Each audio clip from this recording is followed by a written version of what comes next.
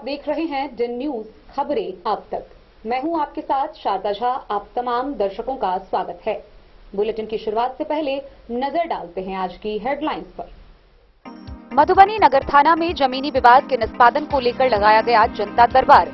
2 मामलों का हुआ निष्पादन, 5 को दी गई अगली तारीख।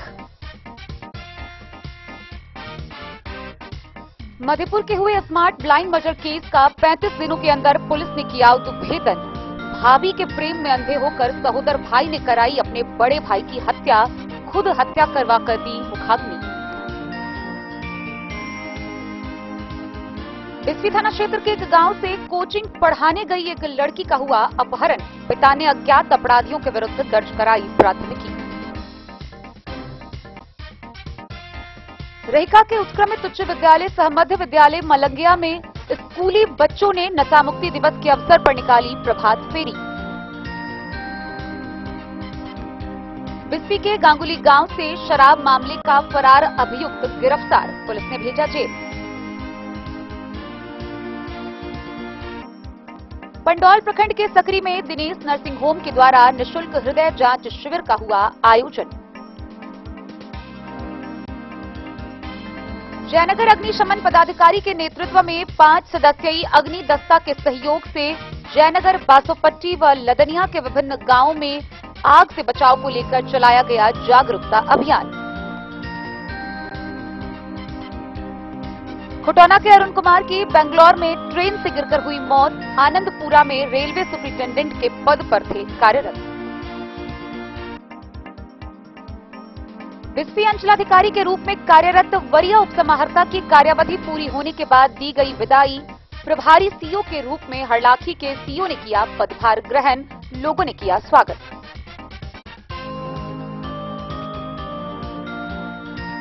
जनसुराज पदयात्रा के सूत्रधार प्रशांत किशोर ने जितवारपुर में की प्रेस वार्ता। जितवारपुर से विभिन्न रास्ते होते हुए निकाली गई पदयात्रा।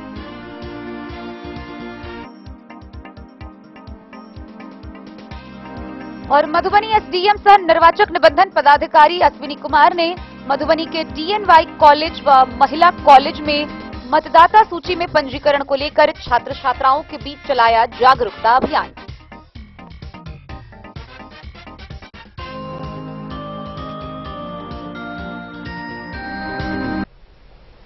खबरें अब विस्तार से। मधुबनी नगर थाना परिसर में जमीन विवाद के निष्पादन को लेकर जनता दरबार लगाया गया। गौरतलब है कि हर सप्ताह शनिवार को मधुबनी नगर के विभिन्न थाना में जनता दरबार का आयोजन किया जाता है। इस दौरान मधुबनी नगर थाना में कुल 7 मामलों पर कार्रवाई हुई, जिसमें मौके पर 2 मामलों का निष्पादन किया गया। वहीं अन्य 5 मामलों के लिए अगली जनता दरबार की तारीख मुकर्रर की गई।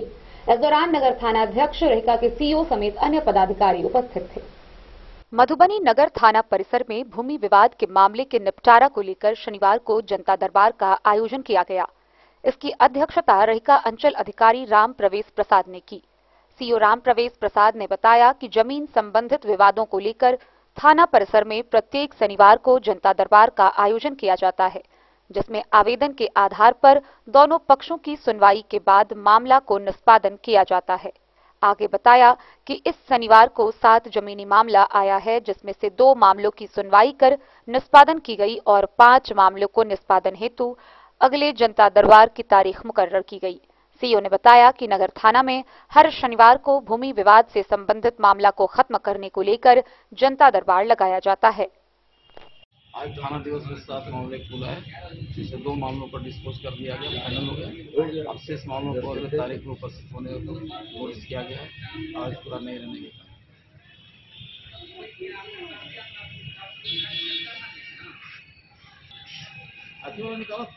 मधुबनी से फिरोज आलम की रिपोर्ट। बीते 17 अक्टूबर को मधेपुर थाना क्षेत्र के सिकरिया में एक युवक विनोद यादव की गोली मारकर हत्या कर दी गई थी। इस मामले को लेकर पुलिस ने 35 दिनों के अंदर उद्भेदन कर लिया, लेकिन इस दौरान पुलिस के सामने जो तथ्य आए वह चौंका देने वाले थे। गौरतलब है कि 17 अक्टूबर को विनोद यादव की हत्या की गई और इस हत्या के बाद उसके छोटे भाई ने पुलिस के पास हत्या से संबंधित आवेदन देकर प्राथमिकी दर्ज कराई। पुलिस अनुसंधान में जुट गई, लेकिन परिजन की तरफ से कोई खास दिलचस्पी नहीं दिखाई जा रही थी। इस दौरान पुलिस के सामने यह बात आया कि उस हत्या का जिम्मेदार और कोई नहीं, खुद उसका अपना छोटा भाई था। गौरतलब है कि यह मामला पूरी तरह अवैध प्रेम संबंध से जुड़ा हुआ है। छोटे भाई और भाभी के अवैध प्रेम संबंध के कारण उसने शूटर को 1.5 लाख रुपए देकर अपने भाई की गोली मारकर हत्या कर देने की बात की थी। इस मामले में शूटर को पहले 30,000 रुपए दिए गए और जिस दिन गोली मारी गई उस दिन बाकी के 40,000 रुपए दिए गए। पुलिस ने इस मामले का पता लगाने के बाद उसके भाई से ही उस शूटर को बाकी का पैसा लेने के लिए मौके पर बुलाया और इस तरीके से नाटकीय ढंग से पुलिस ने इस मामले में शामिल 3 अपराधियों में से 2 को गिरफ्तार कर लिया। आइए हम आपको विस्तार से दिखाते हैं क्या है ये पूरी वारदात। मधेपुर थाना क्षेत्र के स्मार्ट ब्लाइंड मर्डर केस का 35 दिनों के अंदर उद्भेदन कर लिया गया। हत्या का षड्यंत्र रचने वाले मृतक के सहोदर भाई के अलावा पैसे लेकर गोली मारने वाले शूटर अपराधी में से 3 को गिरफ्तार किया गया है। यह पूरा मामला अवैध प्रेम संबंध का है। 17 अक्टूबर को विनोद कुमार यादव नाम के व्यक्ति की सिकरिया मधेपुर पथ में अज्ञात लोगों ने गोली मार दी थी। इसके भाई मनोज कुमार यादव ने पुलिस को व्हाट्सएप पर एक छोटा सा आवेदन दिया था, जिसके अनुसार मधेपुर थाना में अज्ञात के विरुद्ध हत्या के प्राथमिकी दर्ज की गई थी। गोली मारने के 3 दिनों के बाद विनोद कुमार की मौत हो गई थी। इस संबंध में मृतक के परिजन व परिवार के द्वारा पुलिस को कोई खास जानकारी नहीं दी जा रही थी। पुलिस एक ब्लाइंड मर्डर केस को लेकर आगे बढ़ रही थी। एसपी के मार्गदर्शन में एसडीपीओ अशोक कुमार इस कांड के अनुसंधान में जब लगे तो उन्हें चौंकाने वाले तथ्य सामने आए। अनुसंधान में यह ज्ञात हुआ कि मृतक विनोद कुमार के छोटे भाई सरोज यादव, जो मुंबई में रहता था, वह अपनी भाभी के प्रेम में वशीभूत होकर बड़े भाई की हत्या करवा दी। हत्या की साजिश मुंबई में रची गई और उसने अजय कुमार ठाकुर से हत्या करने की बात कही। 1.5 लाख रुपए में हत्या की बातें हुई। 30,000 तत्काल गूगल पे से एडवांस भेजा गया। जिस दिन गोली मारी गई उसी दिन बचे हुए पैसे में से 40,000 भी भेजा गया। अनुसंधान के क्रम में सरोज यादव जब पुलिस गिरफ्त में आया तो उसी के मोबाइल से बचे हुए पैसा लेने के लिए अपराधी अशोक ठाकुर को बुलाया गया। अपराधी झांसे में आकर जोड़मा बांध पर पहुंचा, जहां पुलिस ने उसे गिरफ्तार किया है। इस कांड में एक और अभियुक्त देवन यादव पुलिस के गिरफ्त से अभी तक बाहर है। गिरफ्तार अजय कुमार ठाकुर का आपराधिक इतिहास रहा है। वह मधेपुर थाना के एक कांड में चौकीदार को गोली मारी थी। हालांकि चौकीदार अब जीवित है। उस मामले में वह वांछित था। भैरवस्थान के एक हत्या मामले में भी यह शूटर नामजद था।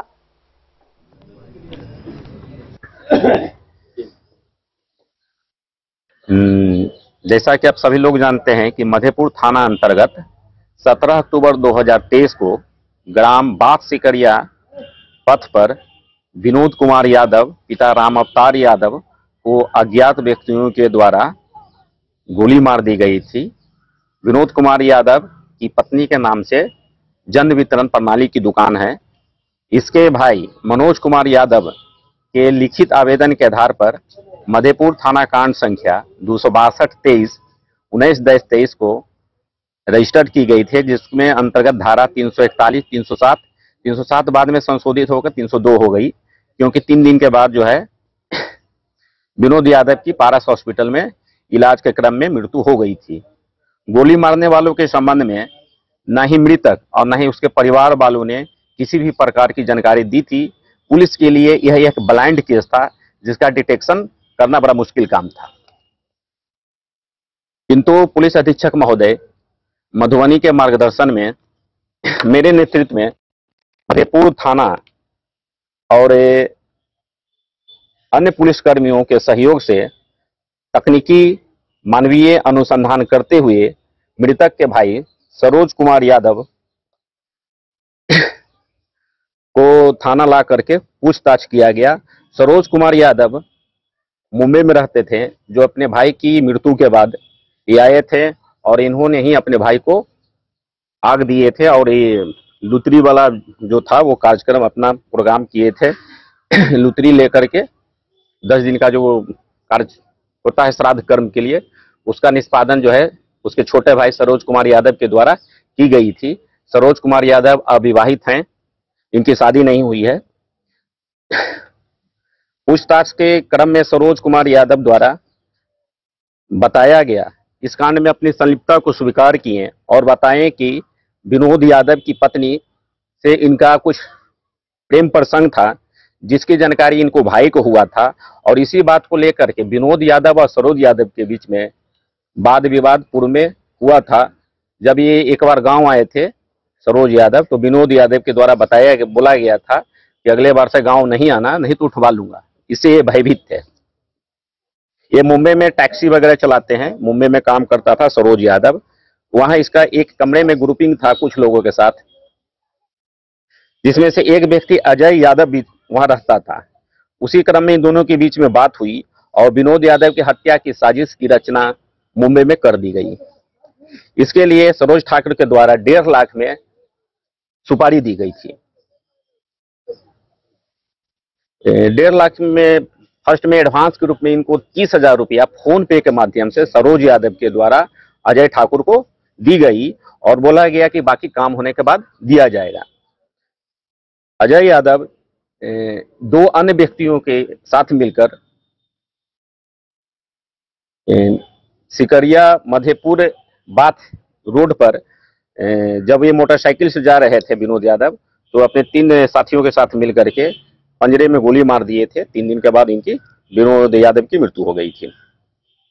बाद में घटना के बाद इनको फोन किया गया तो इन्होंने 40,000 रुपया और पेड किए, तो इस तरह 70,000 हो गई। सरोज यादव के जब पुलिस थाने में लाकर पूछताछ किया गया तो फिर इनके द्वारा अजय ठाकुर को यह कहकर बुलाया गया कि बाकी का पैसा जो है पेड करना है, आप आइए। तो अजय ठाकुर जो कि घोघराडीह के रहने वाले हैं, ये आने के लिए राजी हो गए। इसी क्रम में मधेपुर थाना अन्य पुलिसकर्मियों के द्वारा वाहन चेकिंग भी करवाया जा रहा था जोरमा बांध पर। यहाँ वाहन चेकिंग के क्रम में अजय ठाकुर पिता बाबाजी ठाकुर, ग्राम मुजियासी, थाना घोघराडीहा, जिला मधुबनी, और इसके साथ सचिन कुमार जिसको उम्र 19 वर्ष है, वीरेंद्र यादव पिता का नाम, साकिन बलुआ, थाना लौकही, जिला मधुबनी, ये दोनों मोटरसाइकिल से आ रहे थे। 3 व्यक्ति आ रहे थे, तो 2 व्यक्ति अरेस्ट हुए और एक व्यक्ति भाग गया। पता करने पर इन लोगों ने बताया कि उसका नाम सुशील मुखिया है, जो कि बाथ का रहने वाला है। अजय ठाकुर के पास से एक कट्टा और 3 राउंड बरामद हुई थी। उसके बाद इसकी निशानदेही पर बाथ गांव के सुशील मुखिया के घर पर रेड किया गया, तो उसके पास से 1 हथियार और 2 कारतूस बरामद किया गया,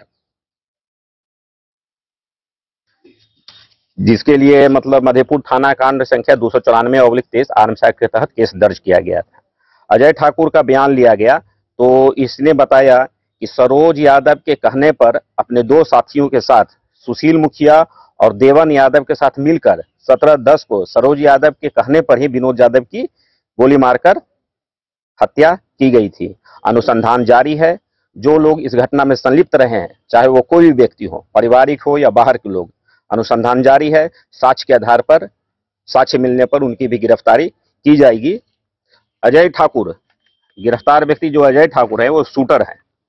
इनका आपराधिक इतिहास भी है। मधेपुर थाना कांड संख्या 26-23 जो कि 7 फरवरी 2023 का मामला है। इसमें ये एक चौकीदार को, मधेपुर थाना के हीरा चौकीदार था, उसको गोली मार करके शराब जांच के क्रम में गोली मार करके भाग गया था।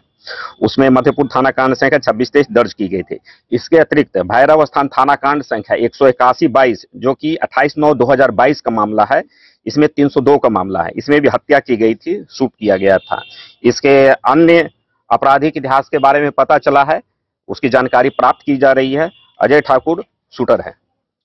इसमें एक व्यक्ति जो देवन यादव है, जो इसके साथ साथी रहा है, देवन यादव के घर पर ये रहा भी है, वो अभी संप्रति पुलिस के गिरफ्त से बाहर है।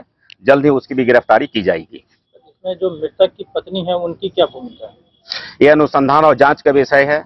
अनुसंधान में साक्ष्य आने पर विधि सम्मत कार्रवाई की जाएगी। कितने साल से सर ये प्रेम प्रसंग? इस बारे में इनके द्वारा बताया गया कि मधेपुर से नूर मोहम्मद कासमी की रिपोर्ट।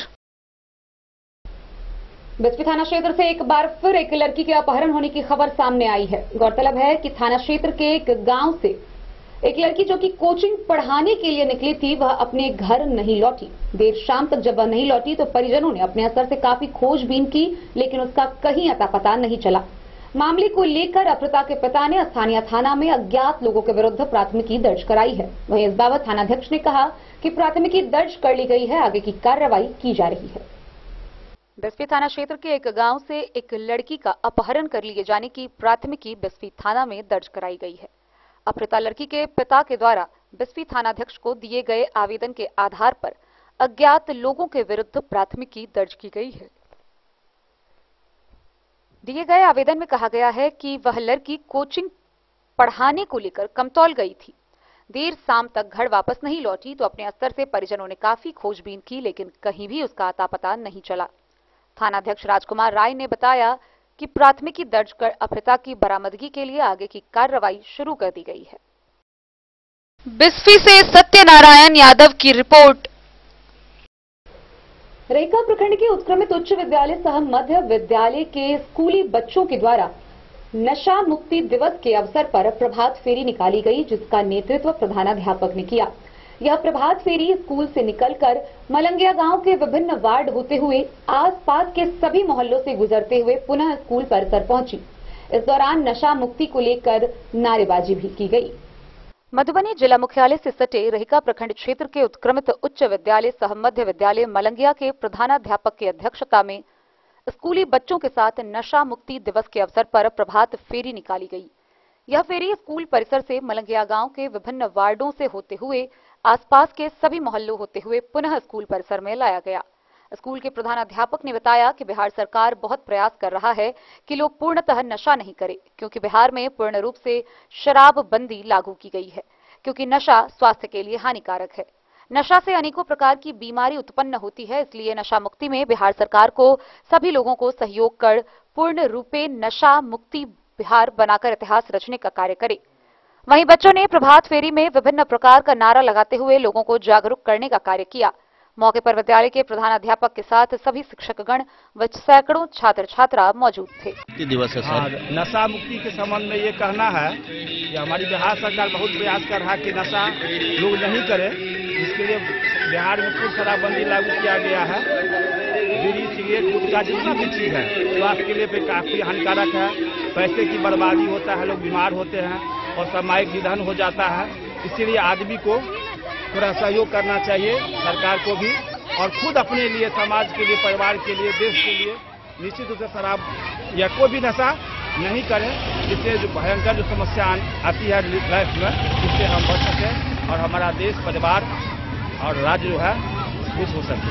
इतना ही मैं कहना चाहता हूँ। आप अपना परिचय बता दीजिए। क्या परिचय बता दीजिए। मैं प्रधानाध्यापक मध्य विद्यालय मलंगिया और ये है प्रधानाध्यापक विद्यालय मलंगिया। सर आप अपना परिचय। मैं अखिलेश यादव मध्य विद्यालय मलंगिया में कार्यरत हूँ। मधुबनी से फिरोज आलम की रिपोर्ट। खबरों का सिलसिला जारी रहेगा, जल्द ही लौटेंगे एक छोटे से ब्रेक के बाद। आप बने रहिए हमारे साथ। समाधान रेडीमेड एवं साड़ी शोरूम, फैशन भी, गारंटी भी, डिजाइनों के कलेक्शन भी। मधुबनी में कपड़ों के विश्वसनीय प्रतिष्ठानों में से एक समाधान रेडीमेड एवं साड़ी शोरूम, जहां पाएंगे लक्ष्मीपति, सुभाष, विशाल, अनुश्री समेत हर तरह की साड़ी, सिल्क साड़ी और बनारसी साड़ी, हैंडवर्क साड़ी और फैंसी साड़ी, साथ ही आकर्षक डिजाइनों में लहंगा, चुनरी भी। सभी ब्रांडेड कपड़ा यहाँ उपलब्ध है। Readymade coat pant, sherwani, jeans pant, shirt, crop top, बाबा suit, ladies suit, gown, Naira suit समेत मेंस वियर, लेडीज वियर एवं किड्स वियर का भरपूर रेंज व विभिन्न प्रकार के डिजाइनों के लिए आज ही पधारे। समाधान रेडीमेड एवं साड़ी शोरूम। हमारा पता है महिला कॉलेज रोड मधुबनी। समाधान रेडीमेड एवं साड़ी शोरूम हमारी, आपकी और हम सब की पहली पसंद। समाधान रेडीमेड एवं साड़ी शोरूम।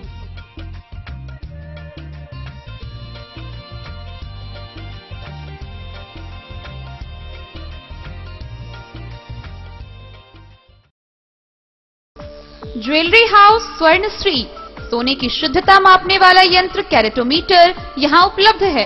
क्योंकि सोने की शुद्धता और आपके विश्वास के साथ कोई समझौता नहीं। रत्न, सोना व चांदी के हर तरह के आभूषणों के लिए एक बार अवश्य आएं। लाइट वेट व बेहतरीन कारीगरी वाले गहनों का अनूठा संगम। आपका भरोसा ही है हमारी पूंजी। बिना किसी मिलावट व पूरी शुद्धता के साथ हॉलमार्क गहने आपको देना हमारा परम कर्तव्य। तो देर किस बात की, अपने मनपसंद गहनों की खरीदारी के लिए आज ही आए। पता याद रखें, ज्वेलरी हाउस स्वर्ण श्री, बड़ा बाजार, मधुबनी। ट्रेंड के इस जमाने में क्या आप भी चाहते हैं स्टाइलिश और फैशनेबल कपड़े? क्या आप अपने लुक को अपग्रेड करना चाहते हैं? अगर हाँ, तो आज ही आए Bombay fashion readymade sari showroom. हमारे पास पुरुषों, महिलाओं और बच्चों के लिए है नए से नए फैशन ट्रेंड में कपड़े और एक्सेसरीज का लार्ज कलेक्शन। आपके बजट और हर अवसर के लिए खास। चाहे काम के लिए हो नए आउटफिट की तलाश, या पार्टी के लिए ड्रेस, या किसी खास अवसर के लिए सूट, सलवार और साड़ी, हमारे पास है हर एक ब्रांड। क्रिम्सन क्लब, मुफ्ती, टर्टल और किलर के SIS स्टोर्स। इसके अलावा रेमंड, स्पार्की, जॉकी, लक्ष्मीपति, मान्यवर, ब्लैकबेरी, नवाब पार्कर जैसे बड़े ब्रांड। तो देर किस बात की, आज ही आए बॉम्बे फैशन साड़ी एवं रेडीमेड शोरूम। हमारा पता है महिला कॉलेज रोड, मधुबनी।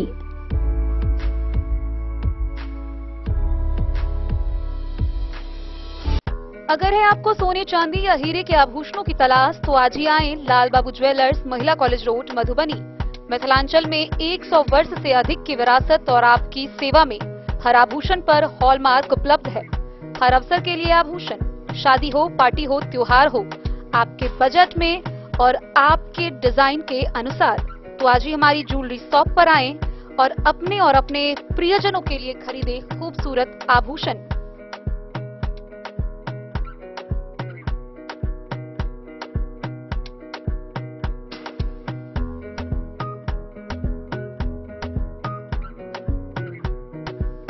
हार, चूड़ियां, अंगूठियां, झुमके, मंगलसूत्र और बहुत कुछ है शामिल, वो भी किफायती दामों में।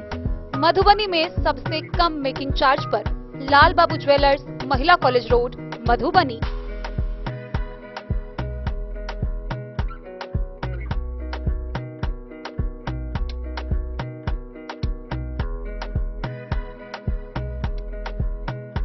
ट्विंडर्म क्रीम दाद, खाज, खुजली, एलर्जी, एक्जिमा, स्किन एलर्जी समेत विभिन्न त्वचा संबंधित रोगों में लाभदायक। Twinderm cream marketed by Aronix health care. तो किसी भी प्रकार के त्वचा रोग से है परेशान, तो ट्विंडर्म क्रीम है सबका समाधान। जिले के सभी दवा दुकान में उपलब्ध ट्विंडर्म क्रीम। ट्विंडर्म क्रीम, ट्विंडर्म क्रीम दाद, खाज, खुजली, एलर्जी, एक्जिमा, स्किन एलर्जी समेत विभिन्न त्वचा संबंधित रोगों में लाभदायक। Twinderm cream marketed by Aronix health care. तो किसी भी प्रकार के त्वचा रोग से हैं परेशान, तो ट्विंडर्म क्रीम है सबका समाधान। मधुबनी जिला के हर दवा दुकान में उपलब्ध ट्विंडर्म क्रीम। बिस्फी के पतौना ओपी में शराब बरामदगी मामले के एक फरार अभियुक्त को पुलिस ने गिरफ्तार किया है। गौरतलब है कि बेनीपट्टी थाना क्षेत्र के गांगुली गांव निवासी छोटू महासेठ को पतौना पुलिस कई दिनों से ढूंढ रही थी। आखिरकार उसे गिरफ्तार कर लिया गया, जिसे आगे की कार्रवाई में न्यायिक हिरासत में भेजा गया है। पतौना ओपी कांड के नामजद अभियुक्त बेनीपट्टी थाना क्षेत्र के गांगुली गांव निवासी छोटू महासेठ को पतौना पुलिस ने गिरफ्तार कर न्यायिक हिरासत को भेज दिया है। जानकारी देते हुए ओपी अध्यक्ष प्रहलाद शर्मा ने बताया कि गिरफ्तार अभियुक्त के विरुद्ध मद्य निषेध उत्पाद अधिनियम के तहत शराब बरामदगी मामले में थाने में प्राथमिकी दर्ज है। प्राथमिकी दर्ज होने के बाद से ही गिरफ्तारी को लेकर छापेमारी की जा रही थी, परंतु पकड़ में नहीं आ रहा था। आखिरकार पुलिस ने उसे गिरफ्तार कर लिया, जिसके बाद उसे न्यायिक हिरासत में भेज दिया गया। बिस्फी से सत्यनारायण यादव की रिपोर्ट।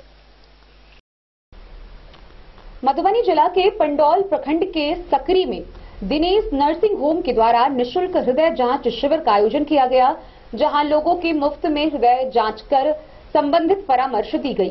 इस दौरान इस जांच शिविर में मैक्स अस्पताल समेत अन्य कई जगहों के डॉक्टर शामिल हुए। पंडौल प्रखंड के सकरी में दिनेश नर्सिंग होम के द्वारा निःशुल्क हृदय जांच शिविर आयोजित किया गया। जांच के दौरान GB Pant Hospital, Max Hospital Saket New Delhi के डॉक्टर पूर्णेश्वर और principal director cardiac science department Max Hospital Saket New Delhi के डॉक्टर विवेक कुमार द्वारा संचालित कैंप में सैकड़ों मरीज को निःशुल्क इलाज किया गया है। दिनेश नर्सिंग होम के डायरेक्टर दिनेश कुमार झा ने कहा कि समय समय पर गरीब मरीज के लिए निःशुल्क शिविर आयोजित कर इलाज और जांच किया जाता है। इससे इस इलाके के गरीब मरीज को जो पटना दिल्ली नहीं जा सकते हैं उनके लिए काफी लाभ मिलता है। वहीं डॉक्टर दीपक कुमार झा का कहना है कि दिनेश नर्सिंग होम लोगों को सेवा करती आ रही है। नर्सिंग होम को देख रहे उमेश झा ने कहा उनके यहाँ गरीब निसहाय को दवा मुफ्त दी जाती है। Bureau report Madhubani. जयनगर अग्निशमन विभाग के द्वारा आग से बचाव को लेकर जागरूकता अभियान चलाया गया। इस दौरान जयनगर, बासोपट्टी व लदनिया प्रखंड के विभिन्न गांवों में एलईडी वैन के माध्यम से नुक्कड़ नाटक का प्रदर्शन कर लोगों को जागरूक किया गया। इस दौरान उन्हें बताया गया कि आग के दौरान क्या करे और क्या ना करे से संबंधित कई जानकारियां दी गई। अग्निशमन विभाग के द्वारा आग से बचाव को लेकर नुक्कड़ नाटक के माध्यम से जागरूकता अभियान चलाया गया। अग्निशमन पदाधिकारी सुभाष प्रसाद सिंह के नेतृत्व में 5 सदस्यीय अग्निक दस्ता के सहयोग से जयनगर अनुमंडल के जयनगर, बासोपट्टी एवं लदनिया प्रखंड के विभिन्न गांवों में एलईडी वैन के माध्यम से आग से बचाव को लेकर लोगों के बीच जागरूकता अभियान चलाया गया। विभागीय अधिकारी ने बताया कि विभाग के आदेश पर आगजनी की घटना पर काबू पाने के लिए लोगों के अंदर आग लगने के दौरान क्या करना चाहिए, क्या नहीं करना चाहिए, उसको लेकर स्थल पर प्रयोग कर जानकारी दी गई। अग्निशमन विभाग के द्वारा आग के प्रकार और आग लगने का कारण संबंधित रिकॉर्डिंग एलईडी वाहन के माध्यम से दिखाया गया। आगजनी की घटना 3 तरह की होती है। बिजली के शॉर्ट सर्किट से लगने वाली आग एवं लकड़ी से लगने वाली आग शामिल है। लकड़ी से लगने वाली आग को पानी से बुझाया जा सकता है। बिजली से आग लगने पर सबसे पहले बिजली के मेन स्विच को बंद करना चाहिए व आग को बुझाने की कोशिश करनी चाहिए। इसी तरह गैस सिलेंडर में आग लगने पर किसी कपड़ों को पानी में भिगाकर सिलेंडर के चारों ओर लपेट देने पर आग बंद हो जाता है। जागरूकता अभियान के माध्यम से लोगों को जानकारी दी गई। मोहम्मद अली के साथ हनुमान प्रसाद मोर की रिपोर्ट। खबरों का सिलसिला जारी रहेगा। जल्द ही लौटेंगे एक छोटे से ब्रेक के बाद। आप बने रहिए हमारे साथ।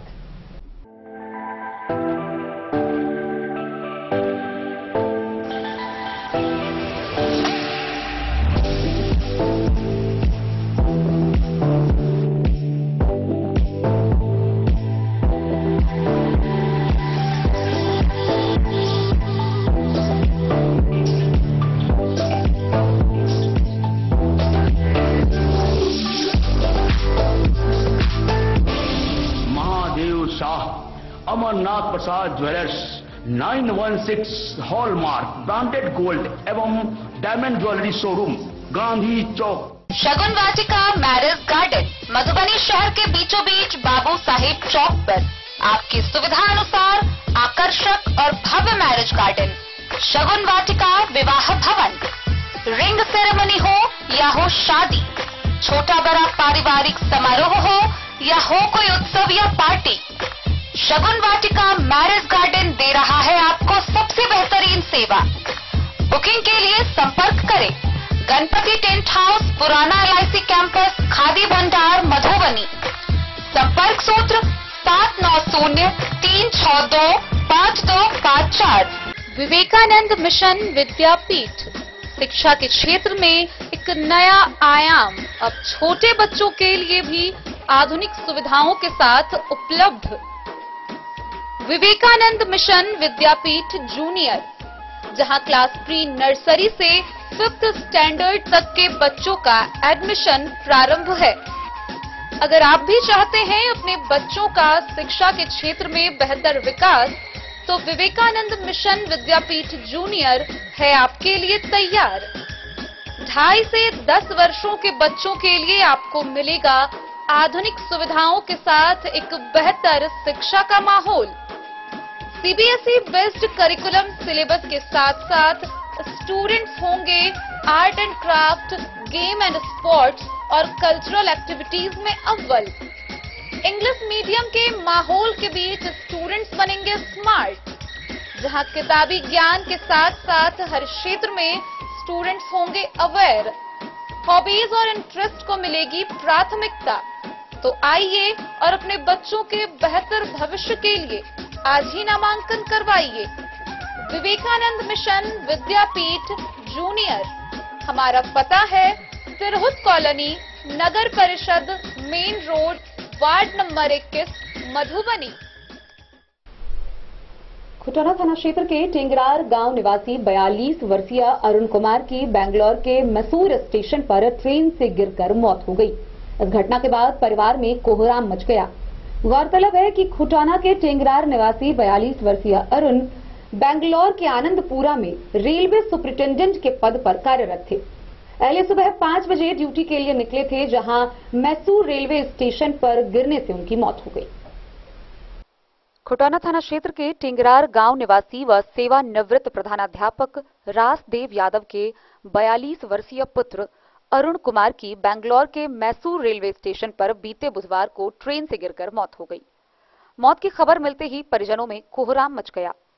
परिजन हरिनारायण यादव ने जानकारी देते हुए बताया, मृतक अरुण भारतीय रेलवे में सुपरिटेंडेंट के पद पर बेंगलोर के आनंदपुरा में कार्यरत थे।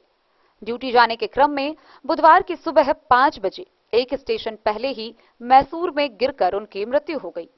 रेलवे पुलिस की मदद से नजदीकी अस्पताल में भर्ती कराया, जहां चिकित्सकों ने उन्हें मृत घोषित कर दिया।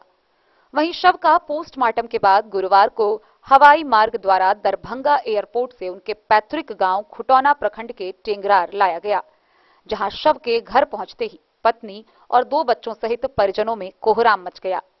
मृतक 3 भाइयों में सबसे छोटा था, जहां पिता, पत्नी, 5 वर्षीय पुत्री तथा 2 वर्ष के पुत्र को छोड़ दुनिया से अलविदा कह गए। मृतक अरुण कुमार और उसकी पत्नी बुलबुल कुमारी ने बीपीएससी टीआरई 2023 प्रतियोगिता में सफलता हासिल कर +2 उच्च विद्यालय थलवारा के लिए चयनित हुए, तो पत्नी बुलबुल कुमारी +2 बालिका उच्च विद्यालय कमतौल के लिए चयनित हुई।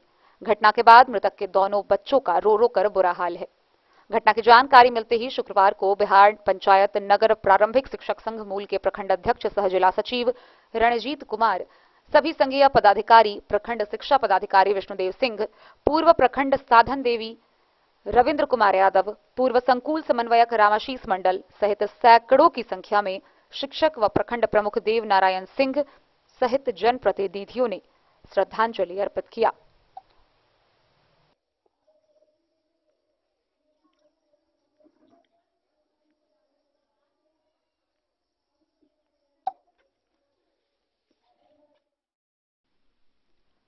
डेन न्यूज के लिए राशिद रजा की रिपोर्ट। वरीय उप समाहर्ता नसीम कुमार निशांत का बिस्फी प्रखंड में सीओ के पद पर कार्यावधि समाप्त होने पर उन्हें विदाई दी गई। इस दौरान समारोह का आयोजन किया गया। वहीं इस समारोह में हरलाखी के सीओ नीलेश कुमार ने बिस्फी के सीओ के रूप में पदभार ग्रहण किया, जहां लोगों ने उनका पाग दुपट्टा से सम्मानित कर उन्हें स्वागत किया। अंचलाधिकारी के रूप में कार्यरत वरीय उप समाहर्ता सह प्रभारी सीओ नसीम कुमार निशांत का कार्यावधि पूरी होने के बाद विदाई समारोह सह सम्मान समारोह का आयोजन टीपीसी भवन में किया गया। वरीय उप समाहर्ता नसीम कुमार निशांत को लोगों ने मिथिला की परंपरा अनुसार फूल माला के साथ पाग, चादर सहित कई तरह के सामान देकर भावभीनी विदाई की। वहीं प्रभारी के रूप में पदभार ग्रहण करते हरलाखी के सीओ नीलेश कुमार को लोगों ने गुलदस्ता देकर स्वागत किया। मौके पर अपना उद्गार व्यक्त करते हुए वरीय उप समाहर्ता नसीम कुमार निशांत ने कहा कि बीडीओ व सीओ के रूप में बिस्फी में अपने पूरे कार्यकाल के दौरान लोगों से जो सहयोग व प्यार उसे मिला, भुलाया नहीं जा सकता। उन्होंने सहयोग के लिए अपने सहकर्मियों के साथ साथ लोगों के प्रति आभार प्रकट किया। उप समाहर्ता निशांत ने प्रखंड एवं अंचल के कर्मियों से कहा कि नियमानुकूल जो कार्य होना चाहिए उसके प्रति संवेदनशील रहे, जिससे कि आम लोगों को कोई परेशानी न हो। मौके पर बीडीओ मनोज कुमार, सीआई ब्रजेश कुमार मिश्र, स्वच्छता समन्वयक प्रकाश कुमार, नवीन पॉल, बबलू कुमार, प्रमुख प्रतिनिधि मदन यादव, मुखिया अविनाश पासवान सहित अन्य कर्मी व गणमान्य लोग मौजूद थे। बिस्फी से सत्यनारायण यादव की रिपोर्ट। मधुबनी जिला के रहिका प्रखंड के जितवारपुर गांव के महारानी गाछी में जन स्वराज पद यात्रा के सूत्रधार प्रशांत किशोर ने प्रेस वार्ता की। इस प्रेस वार्ता में उन्होंने शिक्षा विभाग और शिक्षा व्यवस्था को लेकर काफी शिकंजा कसा। वहीं इस दौरान प्रेस वार्ता के बाद पूरे शहरी क्षेत्र में पद यात्रा भी निकाली गई।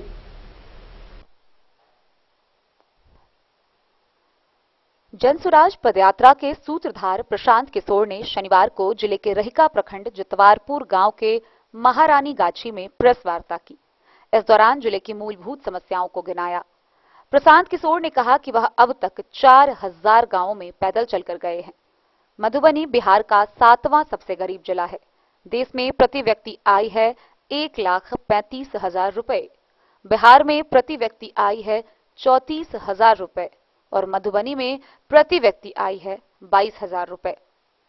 मधुबनी में कई लोग बताते हैं कि ये विद्वानों की जमीन है, लेकिन मैं गांव-गांव घूम-घूम कर बता रहा हूं कि ये विद्वानों की जमीन कभी थी, लेकिन आज ये मजदूरों और गरीबों की जमीन है।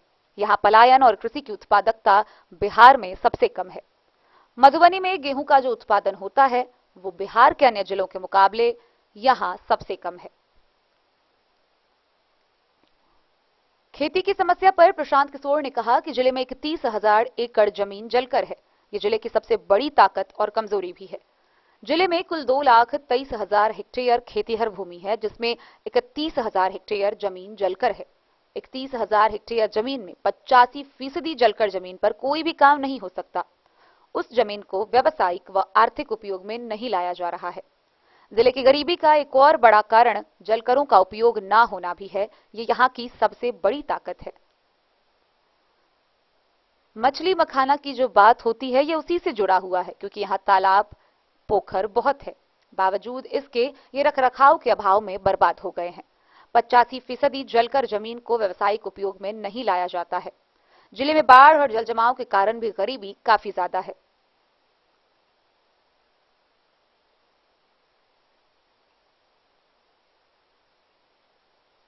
वहीं प्रेस वार्ता के बाद उन्होंने पदयात्रा की शुरुआत की। पदयात्रा के दौरान मधुबनी शहर के विभिन्न क्षेत्रों में घूमते हुए उन्होंने लोगों से मुलाकात की। इस दौरान शंकर चौक, बाटा चौक से होते हुए वह भवारा और उसके बाद फिर हवाई अड्डा पर पहुंचे।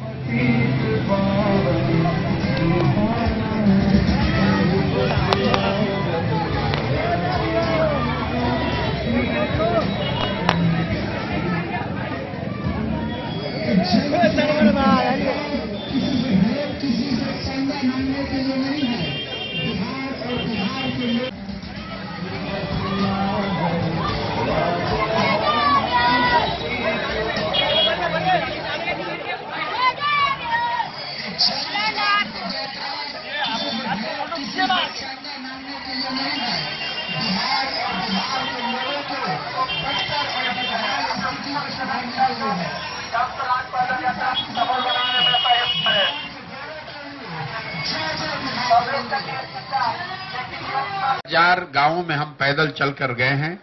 जो हमने देखा उस पर मैं टिप्पणी करूं उससे पहले मैं मधुबनी के बारे में 2-4 बातें बताना चाहता हूं।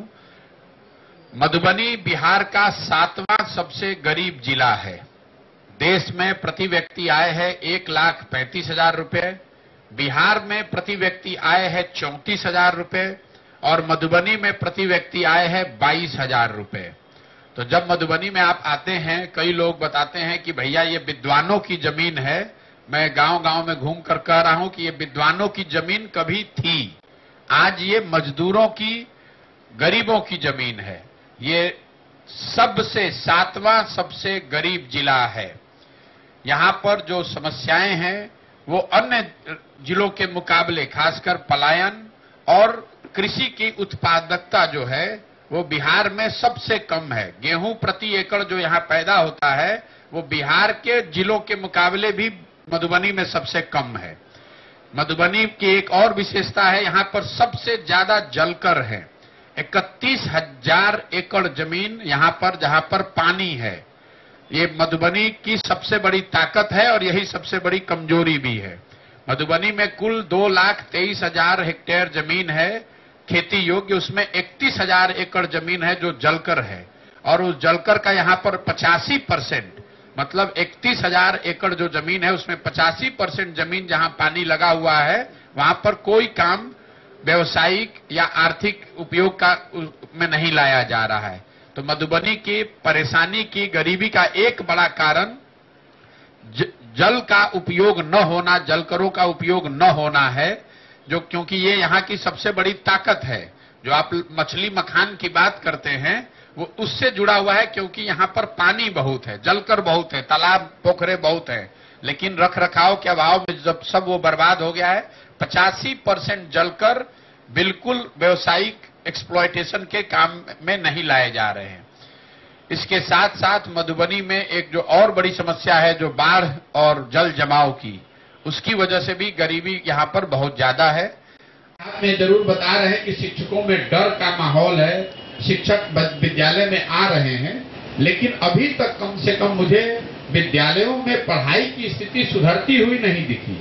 इसका एक दो और गलत चीज भले मुझे देखने को मिल रहा है। कई जगहों पर बालिकाएं जो है, लड़कियां जो हैं, वो बता रही कि खासकर मधुबनी के इर्द गिर्द जो कॉलेज में अटेंडेंस को अनिवार्य कर दिया गया कि अगर आप 80% आपका अटेंडेंस नहीं होगा तो आप परीक्षा नहीं दे पाएंगे। अब बच्चियां ये बता रही हैं कि उनको अपने गांव से कॉलेज आने जाने में करीब 150 से 200 रुपए प्रतिदिन का खर्च है, और घर वाले ये कह रहे हैं कि भैया इतना पैसा तो दे नहीं सकते हैं, नाम कटाना है तो कटा लो। तो कई बार जब अधिकारी पटना में बैठकर निर्णय लेते हैं, उनको समझ में नहीं आती है कि जमीनी हकीकत इससे कितना अलग है। निर्णय तो ठीक लिया गया है कि 80% अटेंडेंस होना चाहिए, लेकिन उसका कुपरिणाम ये है कि हजारों की संख्या में गरीब परिवार के बच्चे जिनके पास कॉलेज आने का आर्थिक साधन नहीं है, उनके पास गाड़ी व्यवस्था नहीं है, वो नाम कटाकर पढ़ाई छोड़ने को मजबूर हैं। मेरी समझ से शिक्षा व्यवस्था खराब होने के पीछे समाज और सरकार की उदासीनता है। Bureau report, Madhubani. 36 मधुबनी विधानसभा के निर्वाचक निबंधन पदाधिकारी सह मधुबनी के सदर अनुमंडल पदाधिकारी अश्विनी कुमार के द्वारा 18 व 19 वर्ष के मतदाताओं का नाम मतदाता सूची में जोड़ने को लेकर लगातार जागरूकता अभियान चलाया जा रहा है। इसी कड़ी में उन्होंने मधुबनी के DNY कॉलेज व महिला कॉलेज में छात्र छात्राओं के बीच जागरूकता अभियान चलाकर 18 व 19 वर्ष की आयु अर्हता तिथि तक पूरी करने वाले युवाओं को मतदाता सूची के लिए पंजीकरण करने की विधि बताई। साथ ही उन्होंने मतदाता सूची में नाम जोड़ने को लेकर अपील भी किया। 36 मधुबनी विधानसभा निर्वाचन क्षेत्र के निर्वाचक निबंधन पदाधिकारी सह अनुमंडल पदाधिकारी अश्विनी सदर मधुबनी की अध्यक्षता में 18 व 19 आयु वर्ग के मतदाताओं के नाम को मतदाता सूची में पंजीकरण हेतु महिला कॉलेज तथा DNY कॉलेज मधुबनी में जागरूकता अभियान चलाया गया। सदर अनुमंडल पदाधिकारी अश्विनी कुमार द्वारा छात्रों को मतदाता सूची में अपना नाम पंजीकृत कराकर लोकतंत्र के सबसे बड़े अधिकार मत देने के अधिकार से बेहतर राष्ट्र निर्माण के लिए जागरूक किया गया। उन्होंने विशेष संक्षिप्त पुनरीक्षण कार्यक्रम से सभी छात्रों को अवगत कराते हुए विभिन्न प्रपत्रों की जानकारी दी। जागरूकता अभियान में कॉलेज के प्रभारी प्राचार्य तथा अन्य प्राध्यापक उपस्थित थे। मधुबनी से फिरोज आलम की रिपोर्ट। तो आज के इस बुलेटिन में फिलहाल इतना ही। कल फिर हाजिर होंगे नई खबरों के साथ। तब तक दीजिए पूरी टीम को इजाजत और मधुबनी के हर छोटी बड़ी खबरों के लिए देखते रहिए DEN न्यूज, खबरें आप तक। नमस्कार।